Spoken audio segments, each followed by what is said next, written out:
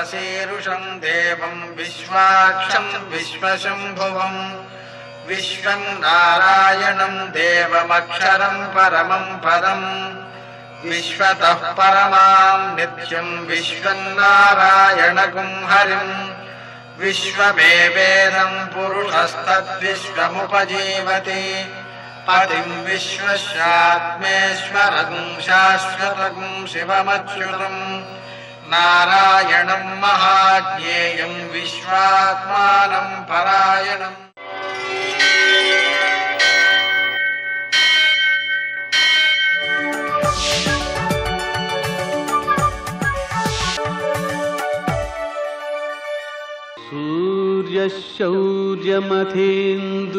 सूर्यशौर्यमथेन्दुरिन्द्रपदवी सन्मङ्गलं मङ्गलम्। नमस्ते भगवन् देवदत्तात्रेय जगत्प्रभो सर्वबाधा प्रशमनं कुरु शान्तिं प्रयच्छ मे। నేటి కాలమాన విశేషాలను గమనిద్దాం. స్వస్తి శ్రీ చాంద్రమాన జయనామ సంవత్సరం ఉత్తరాయణం, కొన్ని పంచాంగాల్లో దక్షిణాయనం, హేమంత ఋతువు, పుష్యమాసం, గురువారం. సూర్యోదయం 6:50 సూర్యాస్తమయం 5:48. తిథి శుక్ల ఏకాదశి ఉదయం 8:41 వరకు. నక్షత్రం కృత్తిక తెల్లవారుజామున 6:07 వరకు. వర్జం సాయంకాలం 5:54 నుంచి 7:32 వరకు. దుర్ముహూర్తం ఉదయం 10:29 నుంచి 11:13 వరకు. మరల మధ్యాహ్నం 2:53 నుంచి 3:36 వరకు. అమృతకాలం రాత్రి 3:40 నుంచి 5:18 వరకు. రాహుకాలం గురువారం కాబట్టి మధ్యాహ్నం 1:30 నుంచి 3 గంటల వరకు. నేటి విశేషం ఆంగ్ల సంవత్సరాది. ఈటీవీ ప్రేక్షకులకు ఆంగ్ల సంవత్సరాది శుభాకాంక్ష. ఏకాదశి గురువార వ్రతం ఈ రోజున. అదేవిధంగా ముక్కోటి, దీనికే వైకుంఠ ఏకాదశి అని మరో పేరు. వైకుంఠ ద్వార దర్శనం అనే పేరుతో వైష్ణవాలయాలన్నింటిలోనూ ఉత్తర ద్వారం నుంచి ఆ భగవంతుడిని చూసుకునేటువంటి ప్రయత్నం చేస్తారు. అలా చేసినట్లయితే ఆ వైకుంఠను సన్నిధిని చేరుతారు, వైకుంఠాన్ని పొందుతారు అనే భావనతో వైకుంఠ ఏకాదశి అనే పేరు వచ్చింది. ముక్కోటి దేవతలు ఆ స్వామివారిని దర్శించడానికి వస్తారు కాబట్టి అటువంటి శుభప్రదమైనటువంటి సమయంలో మనం ఆ ప్రాంతాన్ని చేరుకుంటే ఆ దైవ వాసనలన్నీ కూడా మన మనస్సుకు చేరుతాయనే భావనతో ముక్కోటి ఏకాదశి అని అంటారు. విశేషించి ఈరోజు పుత్రదైకాదశి అనేటువంటి ప్రత్యేకత కూడా ఉంది. అంటే అర్థం, ఈరోజు ఎవరైతే ఉపవాసం ఉంటారో వారికి సంతాన సౌఖ్యం లభిస్తుంది.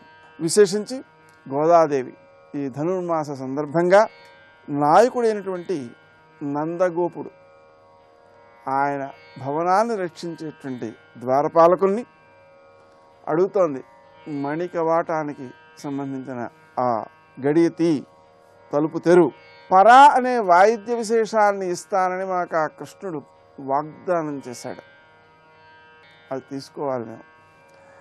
అందుకని ఆ మణివర్ణుడు మాయావి కృష్ణుడు ఆయన నిన్ననే వాగ్దానం చేశాడు కాబట్టి మేము పరిశుద్ధంగా పవిత్రులంగా వచ్చాం. ఆ మేలుకొలుపు పాడాలని వచ్చాం. స్వామి నోటితో నిషేధించకు, ప్రేమపూర్ణమైనటువంటి తలుపులను నువ్వే తెరవయ్యా అని కోరుతున్నారు. నేటి ఆణిముత్యాలు.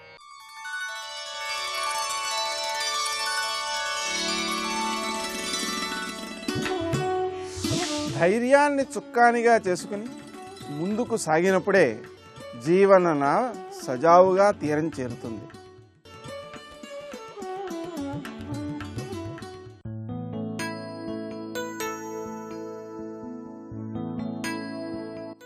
సృష్టిలో ఒక అణువైన నీ ఉనికి ఎంత అల్పమో, సృష్టికి కారణమైన శక్తి ఎంత అనంతమో తెలుసుకోగలగడమే భక్తి.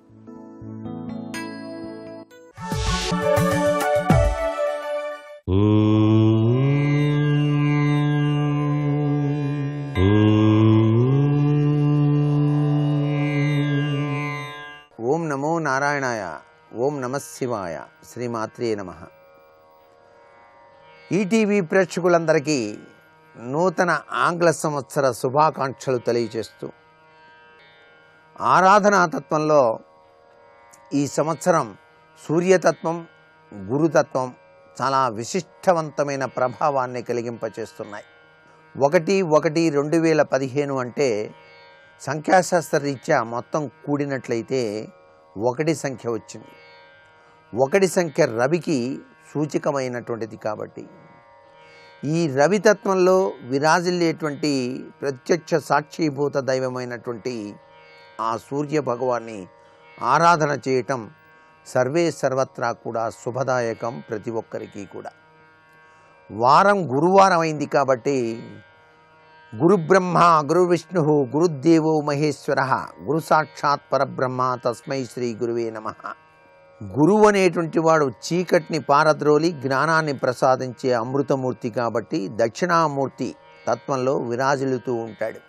అందుచేత గురువే సర్వలోకానాం విషజే భవరోగిణాం అంటూ ఈ సంవత్సరం అంతా కూడాను గురు పరంపరాతత్వంలో విరాజిల్లే దత్తప్రభుని, షిర్డీ సాయిబాబా వారిని, రాఘవేంద్ర స్వామి వారితో పాటుగా లయకారుడైనటువంటి ఆ పరమేశ్వర అనుగ్రహం కోసం దక్షిణామూర్తిని ధ్యానం చేసినట్లయితే, దారిద్ర్య దహన స్థుతిని గనక పఠించినట్లయితే సర్వే సర్వత్రా శాంతియుత సహజీవనంతో, ఆయుష్ ఆరోగ్యంతో ప్రజలందరూ కూడాను చక్కటి యోగవంతమైన ప్రభావంతో జీవితాన్ని గడుపుతారు అని చెప్పేసి మనం భావించాల్సి ఉంటుంది. అందుచేత ఆరోగ్యం భాస్కరాదిచ్చేత్ అన్నారు. ఈ ఆరోగ్య ప్రదాత అయినటువంటి ఆ ఆదిత్యుణ్ణి ఆదిత్య హృదయ పారాయణ, సూర్య నమస్కారాలు, అరుణ పారాయణాదులతో శివాభిషేకాన్ని గనక ప్రతి ఒక్కరూ కనుక నిర్వర్తించినట్లయితే ఈ సుదినాన సర్వే సర్వత్రా కూడాను శుభకరమైనటువంటి ప్రభావాలతో చక్కటి యోగవంతమైన ఆరోగ్యప్రదమైనటువంటి జీవితాన్ని మనమంతా కూడా గడపడానికి ఆస్కారం ఎంతగానో ఉంటుంది. అందుకనే అమృత తత్వంలో విరాజిల్లేటువంటి అమృతేశ్వరునికి, ప్రాణప్రదాత అయినటువంటి ఆ సూర్య భగవానికి, ఈ సృష్టి మొత్తానికి ప్రాణప్రదాత ఆయన ఒక్కరోజు గనక రాకపోయినట్లయితే సృష్టి అంతా కూడా ఆగిపోతుంది. అందుచేత సూర్య భగవాన్ని ఆరాధన సర్వే సర్వత్రా ఆరోగ్యప్రదమైనటువంటి జీవితాన్ని ప్రసాదిస్తుందని చెప్పేసి గుర్తుపెట్టుకుంటూ, సనాతన భారతీయ సంస్కృతి సంప్రదాయాన్ని పరిరక్షించడానికి మనమంతా కూడా ముందడుగు వేసి భారతీయ సంస్కృతి సంప్రదాయాన్ని పరిరక్షిద్దాం. అందున ఈరోజు ముక్కోటి ఏకాదశి కావడం చాలా విశిష్టవంతమైనటువంటి ప్రభావం. ఉత్తర ద్వార దర్శనం మనందరికీ కూడాను జ్ఞాన ప్రాప్తికి నిదర్శనమైనటువంటి సుదినంగా చెప్పాలి. ఈరోజు తెల్లవారుజామునే ధనుర్మాసరీత్యా తిరుప్పావై పట్టణంతో పాటుగా ఉత్తర ద్వార దర్శనానికి వెళ్ళి ఆ స్వామివారిని అర్చన చేసి తరించాలి.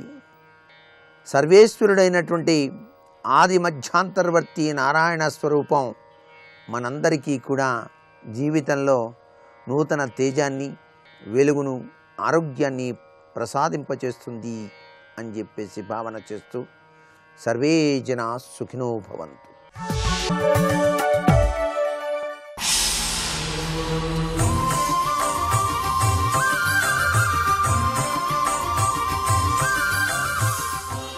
శతక సాహితీ సరస్వతికి నమస్కారం. రవియన్న రథమన్న రాజరత్నాది రకారాది శబ్దమేకడను విన్న రామనామ విశంక ప్రాణాలగసిపోవుననియే మారీచుడట్టడలు పుట్టి శ్రావ్య రకారాది శబ్దమేదియు విన్న అలరుదు రామనామాభిశంక రామనామము విన్న రమణి కొండెక్కుదు అలరి గంతుదు రామనామాభిరుచిని అనుచు శంకరుడలరే నామానుభూతి భీతి చిచ్చరపిడుగు నీ పేరసురులకు హాలహల భోజికమృత రసాయనంబు సోమనుత నామ శ్రీరామ రామ రామ. మారీచుడికి రాముడంటే ఎంత భయం అంటే, రామ అనే పదం ఉచ్చరించాలంటే ముందుగా రా అని ఎవరైనా పలకాలి. రవియన్న రథమన్న రాజరత్నాది రకారాది శబ్దమేకడను విన్న. రా అనే అక్షరం ముందుగా ఉన్న పదం, ఆ మాటని ఎప్పుడు విన్నా ఎవరు అన్నా కూడా మారీచుడు భయపడిపోయి వణికిపోతూ రామనామ విశంక ప్రాణాలెగసిపోవుననియే మారీచుడట్టడలు పుట్టి. వాడికి భయంతో ఒళ్ళంతా కంపించిపోతుంటే ఈ రాముణ్ణి తలుచుకుని రామ బాణం యొక్క మహిమ, ఆ భయంకరమైనటువంటి వేగాన్ని చూచినవాడు గనుక రా అనే అక్షరానికే వణికిపోతూ భయంతో అడవులు పట్టిపోయాడు. శ్రావ్య రకారాది శబ్దమేదియు విన్న అలరుదు రామనామాభిశంక. రామనామము విన్న రమణి కొండెక్కుదు అలరి గంతుదు రామనామాభిరుచిని. అనుచు శంకరుడలరే రామనామానుభూతి. రాముని యొక్క నామాన్ని నిరంతరం స్మరిస్తూ ఆ రామనామానుభూతిలో ఆనందాన్ని పొంది తన్మయుడయ్యేటువంటి చిన్మయుడైన శంకరుడు రా అనేటువంటి పదం వింటే చాలు రామశబ్దాన్ని ఊహించుకుంటూ తన్మయుడైపోతున్నాడు. ఆ రామ బాణం దెబ్బతిన్న మారీచుడు రా అనే అక్షరం వింటేనే భయపడిపోతున్నాడు. భీతి చిచ్చరపిడుగు నీ పేరసురకు. అసురులకు నీ పేరు చెబితే చాలయ్యా నిలువెల్లా భయంతో వణుకు పుడుతుంది. హాలహల భోజికమృత రసాయనంబు. హాలాహలాన్ని భక్షించినటువంటి పరమేశ్వరుడికి అమృతం ఏది అనంటే ఈ రామనామమే ఆ పరమేశ్వరునకు అమృతం.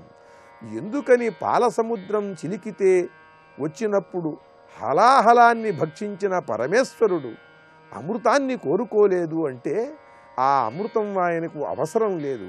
రామనామామృతం నిరంతరం తాను ఆస్వాదిస్తూ ఉంటాడు కనుక రామనామామృతం తన దగ్గర ఉన్నది కనుక ఈ దేవతలు పొందేటువంటి ఈ పాలసముద్రం నుండి వచ్చిన అమృతం తనకు అక్కరలేదు కనుక ఆయన ఆ అమృతం వైపు చూడలేదు. హాలహల భోజికమృత రసాయనంబు. హాలాహలాన్ని కంఠంలో నిలుపుకున్న పరమేశ్వరుడికి అమృతం ఈ రామనామం. రాక్షసులకు ఈ రామనామం పేరు చెబితేనే భయం కలుగుతుంది. మారీచుడికి రా అనే అక్షరానికే భయం కలిగేది. రా అనే అక్షరం వినిపిస్తే పరమేశ్వరునకు రామనామానుభూతి కలిగేది అని రామనామ మహిమను వేనోళ్ల కొనియాడుతూ అద్భుతమైన పద్యరచనతో గొప్ప శతకాన్ని మనకు అందించిన భక్తి తత్పరులు పండిత కవులు శ్రీ మైలవరపు సూర్యనారాయణమూర్తి గారి శ్రీరామ సప్తాక్షరి శతకంలోని మరి ఒక పద్యం గురించి రేపు ఉదయం తెలుసుకుందాం. జై శ్రీరామ్. కృష్ణ ముకుంద మురారి జయ గోవింద బృంద విహారీ. కృష్ణ ముకుంద మురారి జయ కృష్ణ ముకుంద మురారి. శ్రీ విష్ణు చిత్తకుల నందన కల్పవల్లీం శ్రీరంగరాజ హరిచందన యోగ దృశ్యాం సాక్షాత్ క్షమాం కరుణయా కమలామివాన్యాం గోదాం అనన్య శరణ శరణం ప్రపజ్యే. గోదామనన్య శరణ శరణం ప్రపజ్యే. శివాయ గురవే నమః. శ్రీమాత్రే నమః. శ్రీ విష్ణురూపాయ నమః శివాయ. శ్రీకృష్ణ శరణం మమ. శ్రీ గోదారంగనాథాభ్యాం నమః. ధనుర్మాస వ్రత సందర్భంగా అమ్మ గోదాదేవి అనుగ్రహించిన తిరుప్పావై పాసురాల ఆధారంగా రంగనాథుని యొక్క దివ్య వైభవాన్ని, తల్లి యొక్క దివ్య తత్వాన్ని మనం భావన చేసుకుంటూ వస్తూ ఉన్నాం. ఈ పాసురముల్లో చెప్పబడినటువంటి శ్రీ రంగనాథ తత్వము, శ్రీ గోదాదేవి తత్వము మనల్ని అనుగ్రహించుగాక, కృష్ణభక్తిని వర్ధిల్లజేయుగాక, కృష్ణభక్తి ప్రసాదంగా సర్వ జగతికి క్షేమం కలుగ్గాక భారతదేశానికి శుభము కలుగ్గాక అని ప్రార్థిస్తూ ఈనాటి పాశురం 17వ పాశురంలోకి ప్రవేశించాం. ఇందులో ఇప్పటివరకు చెప్పినటువంటి అంశంలో ఆచార్యుల యొక్క ఊతముతో, ఆధారముతో, వారు చెప్పిన చరిత్రతో, వారు చేసిన బోధనతో, వారు అందించిన అనుగ్రహంతో బలాన్ని పుంజుకొని భక్తిభావములన్నీ కూడదీసుకుని ఆ భక్తుని యొక్క చిత్తము ఇప్పుడు చేరినది భగవత్ సన్నిధికి. అక్కడ కవాటాన్ని తెరవమని ద్వారపాలకుణ్ణి అర్థించారు. ఇప్పుడు భవనంలో ఉన్న వాళ్ళని మేల్కొల్పుతున్నారు.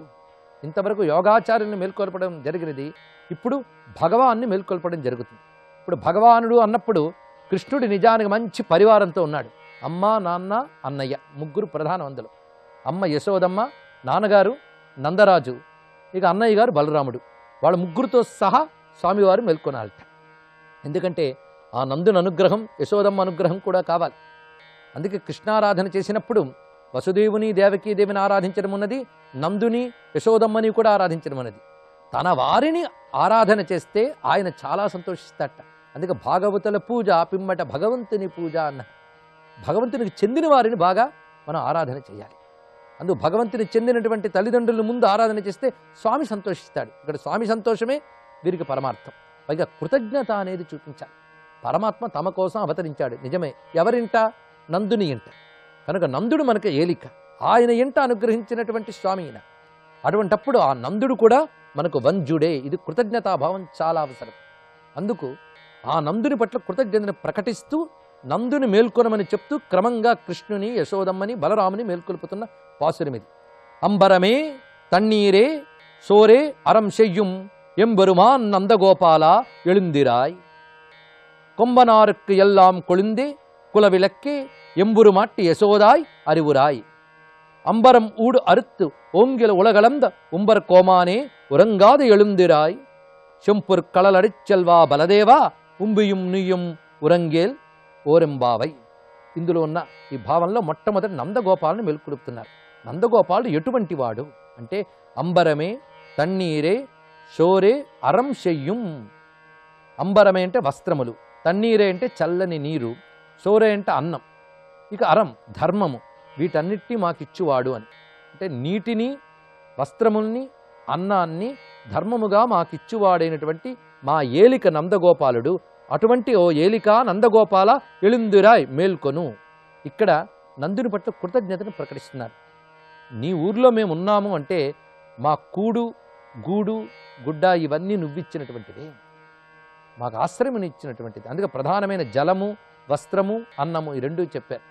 ఇవి ఆయన అనుగ్రహం వల్ల వస్తున్న ఏలికైన వాడు సమకూర్చుతున్నట్ట. అంటే పాలకుడైన వాడు తన చేత పాలింపబడే వారికి ఇవి సమకూర్చాలి అనడం కూడా ఇందులో కనబడుతున్నది. అలా సమకూర్చేవాడే పాలకుడు అవుతాడు, లేనప్పుడు పాలకుడు కాడు. అందుకు పాలకుడైన నందగోపాలు అక్కడ వారందరికీ సమకూర్చుతున్నాడు అని చెప్పారు. దానికి కృతజ్ఞతగా ఇక్కడ వారు నమస్కారం చేసుకుని నువ్వు మేల్కొనవయ్యా. ఈ విధంగా ఆ నంద పరివారంలో ఉన్న కృష్ణ పరమాత్మ మనల్ని అనుగ్రహించుగాక.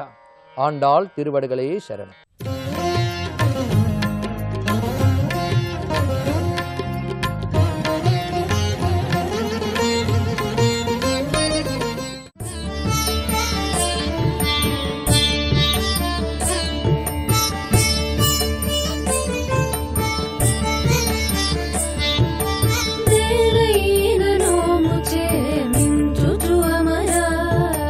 సుగమున మున్కలై చొక్కువో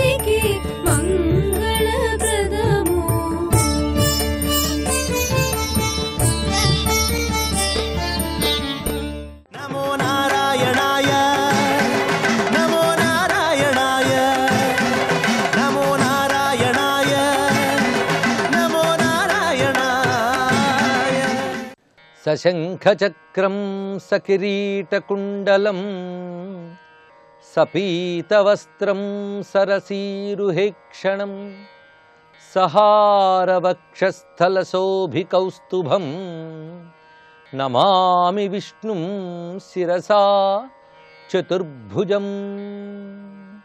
శివాయ గురవే నమః. శ్రీమాత్రే నమః. శ్రీ విష్ణురూపాయ నమః శివాయ. శ్రీకృష్ణ శరణం మమ.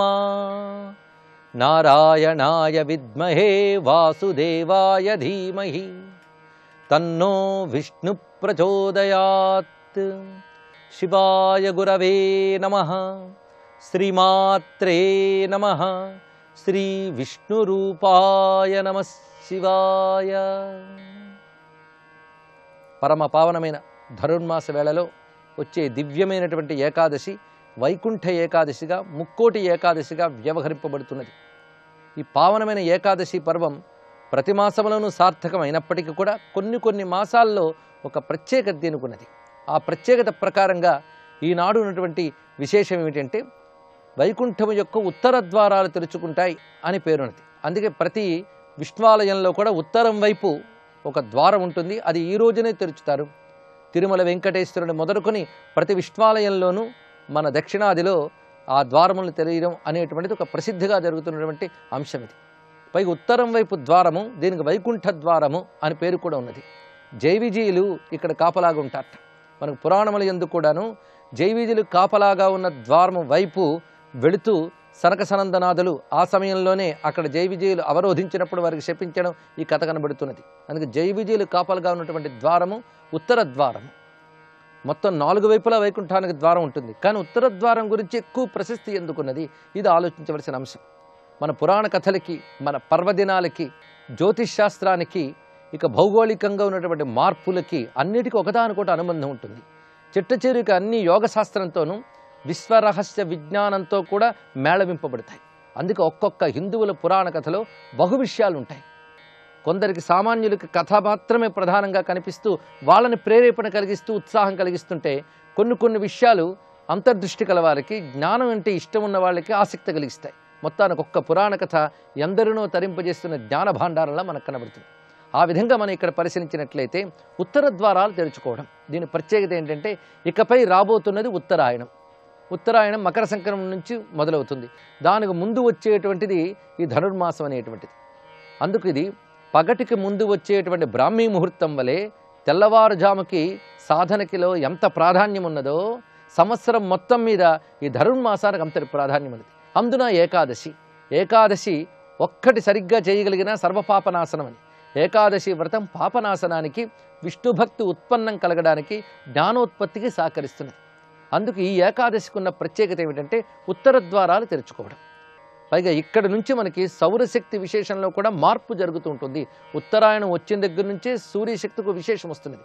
అది ధర్మాసం నుంచే నిజానికి ప్రారంభం అవుతున్నది. అందుకే కొందరి లెక్క ప్రకారంగా ఇది ఉత్తరాయణం కిందే పరిగణిస్తారు. మొత్తానికి అటువంటి పరమపావనమైనటువంటి ఈ సమయంలో విష్ణు వ్రతం చేయడం అనేటువంటిది నిజంగా ఉత్తర ద్వారాన్ని తెరుస్తున్నది. కాలంలో కూడా మనకి ఆ సూర్యపరమైనటువంటి శక్తి ఎక్కువగా లభించేది. పైగా ఉత్తర అంటే దిక్కుల్లో ఉత్తరమనే కాదు, ఉత్కృష్టమైన స్థితి అని అర్థం చెప్పుకోవాలి. అందుకు ప్రధానంగా ఈ ఉత్తర ద్వారానికి అటువంటి అర్థం చెప్పినప్పుడు సమన్వయింపబడుతున్నది. ఆ కారణం చేతనే ఆరోహన్నుత్తరాం దివం దేవః అని వేదమంత్రం కూడా మనకు కనబడుతున్నది. అక్కడ ఉత్తరాం అనే మాటలో కూడాను ఉత్తర దిక్కు అని మాత్రమే కాకుండా ఉత్కృష్టమైన స్థితి అని, ఉన్నతమైన స్థితిని ఉత్తర అంటారు. ఉత్తంటేనే ఉత్కృష్టం, తర అనేది కంపారిటివ్గా చెప్పేటువంటి శబ్దం. అనగా అన్నిటికంటే ఏది గొప్పదో దాన్ని ఉత్తరము అని అంటారు. ఆ ఉత్తర ద్వారం తెరుచుకుంటే కానీ భగవంతుడి దర్శనం కాదు. ఇప్పుడు యోగపరంగా జ్ఞానపరంగా మనం అన్వయిస్తే ఉత్తర ద్వారం అనగా జ్ఞానద్వారము, ఉత్తర దిశ జ్ఞాన దిశ, తూర్పు ఐశ్వర్య దిశ. అందుకే సాధనకి ఈ 2 దిశలు ప్రధానంగా చెప్తూ ఉంటారు. దక్షిణామూర్తి రూపంతో ఉన్న శివుడు కూడా ఉత్తరం వైపున కూర్చుంటాడు, ఆయన దక్షిణం వైపు చూస్తూ ఉంటాడు. శివుని చూడదలుచుకున్న వాళ్ళు ఉత్తరం వైపు చూస్తారు. కనుక ఉత్తరం జ్ఞాన దిశ. అందుకు ఉత్తర ద్వారం తెరచుకొనుట అంటే జ్ఞాన కవాటాలు తెరచుకోవడం అనేది. ఆ జ్ఞానంగాని తెరుచుకుంటే అప్పుడు భగవద్ దర్శనం లభిస్తుంది. అది అసలైనటువంటి అర్థం. సర్వం శ్రీ విష్ణు చరణారవిందార్పణమస్తు.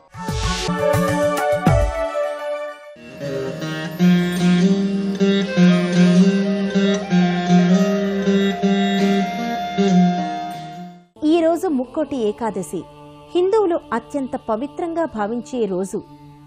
ఈ రోజే వైకుంఠ ద్వారాలు తెరుచుకుంటాయని పురాణాలు చెబుతున్నాయి. ముక్కోటి ఏకాదశిని పురస్కరించుకొని ఈరోజు తమిళనాడు రాష్ట్రం తిరువణ్ణామలైలో కొలువైన శ్రీ శ్రీనివాస స్వామిని మీ ముందుకు తెస్తున్నాం.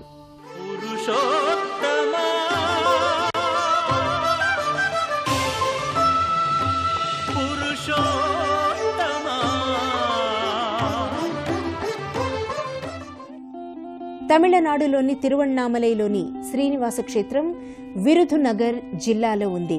విరుధునగర్ నుండి తిరువణ్ణామలై 50 కిలోమీటర్ల దూరంలో ఉంది. ఆలయం మాత్రం కొండ మీద అందమైన ప్రకృతి పరిసర వాతావరణంలో ఉంది. తిరుపతికి కొండ ఎక్కి వెళ్లినట్లుగానే ఈ దేవాలయ దర్శనానికి కొండ మీదకు వెళ్లడానికి 7 ఎత్తుపల్లాల మార్గం ఉంది. తిరువణ్ణామలైగా పిలువబడే ఈ కొండ ఆదిశేషుని రూపమే అంటారు. ఒకప్పుడు ఇదంతా వైపురాజమనే అటవీ ప్రాంతం అని వ్యాస మహర్షి శ్రీనివాసుణ్ణి హృదయంలో నిలుపుకొని తపస్సు చేసిన ప్రాంతం ఇదని చెప్తారు. పాదపర్వతం దగ్గర పవిత్ర పుష్కరిణి ఉంది.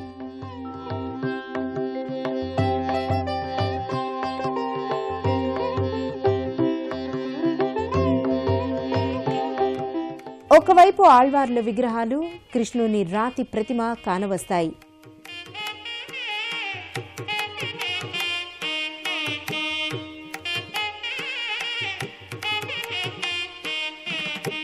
మంటపంలో గరుడాళ్వారు విగ్రహం ఎదురుగా ద్వారాలు తెరుచుకున్న ప్రధానాలయంలో శ్రీనివాస కళ్యాణ విగ్రహం కన్నుల కింపుగా దర్శనమిస్తూ ఉంటుంది.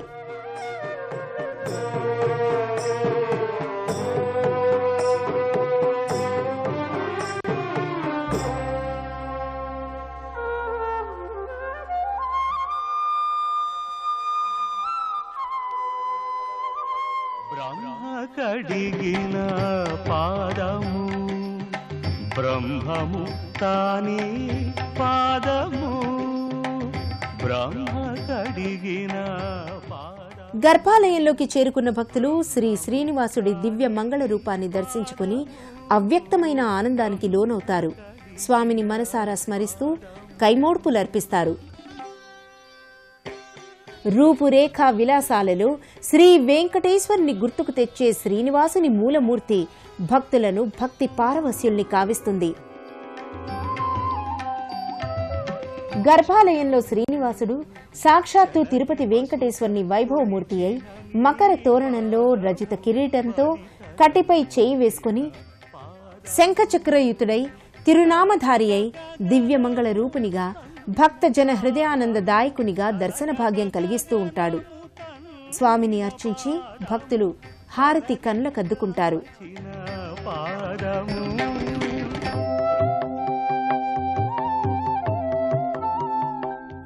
కొండ పైభాగాన ఆలయ అద్భుత దృశ్యంలో పాదాల చెంత ధనరాశిని దండలను ఉంచి భక్తులు సేవించడం దర్శించగలం. జయ విజయుల రాతి ప్రతిమలు మంటపం ఇరు పార్శ్వాల్లో కొలువుతీరి కానవస్తాయి.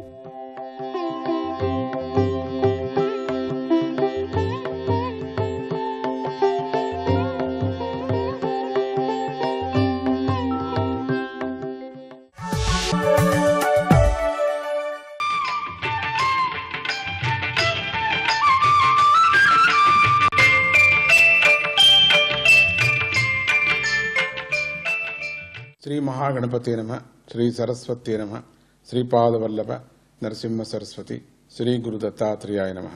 ఐశ్వర్యస్య సమగ్రస్య వీర్యస్య యశసః శ్రియః వైరాగ్యస్యాథ మోక్షస్య షణ్ణాంభగ ఇతి రణ. సమగ్రమైన ఐశ్వర్యం, సమగ్రమైన వీర్యం, సమగ్రమైన యశస్సు, సమగ్రమైన సంపద, సమగ్రమైన వైరాగ్యం, సమగ్రమైన మోక్షం. ఈ 6 కలవాడిని భగవంతుడు అంటాం. ఈ పదం మనకు ఎక్కడ వినిపించినా కనిపించినా పైన చెప్పుకున్న గుణాలతో మన మనస్సు నిండిపోవాలి. ఆయన అంతటి వాడు కనుకే ఆయన ఆడే ఆటలు, చూపే లీలలు సామాన్యవి కావే కావు. అవి సామాన్యమైనవి, అవే సృష్టి స్థితి సంహారాలు కూడా. అంటే అసామాన్యమైనవి అని కూడా. అది అటువంటివి సామాన్యమే కనపడినప్పటికీ ఒకవేళ అది అసామాన్యమైనటువంటివి అనే దాన్ని మాత్రం జ్ఞాపకం పెట్టుకోవాలి. ఆయన ఒక పక్క సృష్టి చేస్తూనే మరో పక్క రక్షిస్తూ ఉంటాడు. ఇంకో పక్క తనలో కలిపేసుకుంటూ ఉంటాడు. ఇది ఆయన చేసే పని. ఈ మధ్యలో తాను సృష్టించిన సృష్టికి విఘ్నం కలిగించే వారి పని పడతా ఉంటాడు. అప్పుడప్పుడు ధర్మ సంస్థాపనకు పూనుకుంటాడు. జ్ఞాన సంరక్షణ చేస్తాడు. భక్తులకు కష్టాలను కలిగించే వారిని శిక్షిస్తాడు. ప్రేమతో తనను ఆరాధించే భక్తులను అనుగ్రహించటానికై ఆయన పదే పదే అవతరిస్తూ కూడా ఉంటాడు. ఆయన అవతారాలు అన్నీ ఇన్ని కావు, అసంఖ్యేయాలు, దివ్యాలు, సచ్చిదానందమయములు, పరమ మంగళమయాలు. శ్రీహరి అవతారాలు ప్రసిద్ధమైనవి. ఆ అవతారాల్లో భగవంతుడి లక్షణాలు పూర్ణంగా కనిపిస్తాయి. శ్రీహరి యొక్క మహత్తరమైన అవతారాల్లో దశావతారాలు. ఈ అవతారాలు భగవంతుడి యొక్క లక్షణాలు పూర్ణంగా మనకు కనిపిస్తూ ఉంటాయి. మత్స్య కూర్మో వరాహస్య నారసింహశ్చ వామనః రామో రామశ్చ రామశ్చ కృష్ణః కల్కి దశ స్మృతాః.